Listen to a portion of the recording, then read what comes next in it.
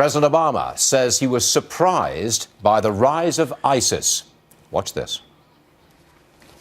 The rise of the Islamic State surprised you.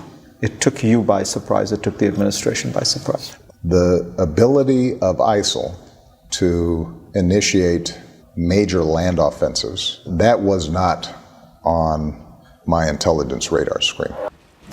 Well, joining us now is Republican from Iowa, Senator Joni Ernst. Senator, you served in the Army for 23 years. What do you make of President Obama's statement there that the intel community did not put ISIL, as he calls it, on his radar, even though senior military people did a year before? What do you make of this? I am truly shocked that the president would state that when Director Clapper, as well as General Flynn, outlined those threats that ISIS presented. So for the president to say that now, it's disheartening. I think it shows a total lack of reality within this administration at the harm that ISIS can do, not only abroad, but to our own country.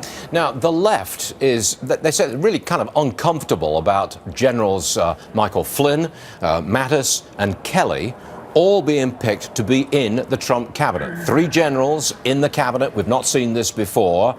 The left is uncomfortable. How about you, Senator? I am not uncomfortable with that at all. As a matter of fact, I'm encouraged because if you look around the globe at what's going on, whether it's ISIS or other terrorist organizations, the rise of China and Russia, North Korea, Iran, I think that these gentlemen that have served time in our military understand the global implications and the safety to Americans. I, of course, want to vet them myself. I want to sit down and make sure that I'm highlighting things that are important to me within this administration, within this Congress.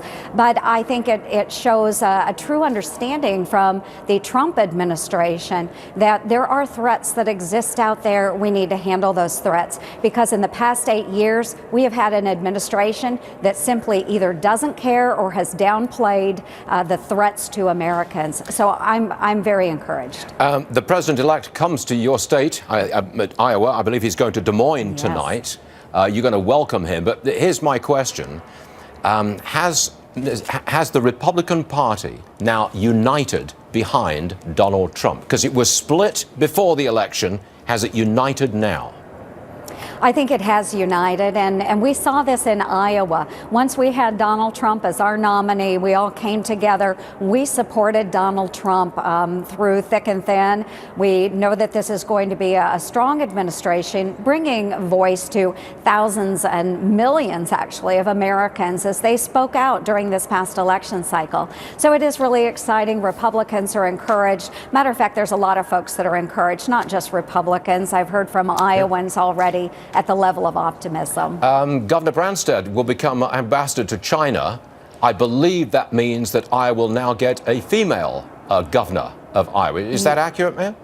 That is accurate. A dear friend and colleague of mine, Lieutenant Governor Kim Reynolds, is going to move into the governor's seat, and she is very enthusiastic. She is a caring and compassionate Iowan. She loves her constituents. She is a very energetic woman, knows trade quite well, knows the agricultural industry quite well. She is a blessing for Iowa. I look forward to having her as our governor. Senator, thank you very much for contributing to the lively and upbeat and positive mood that we're feeling here as a financial program.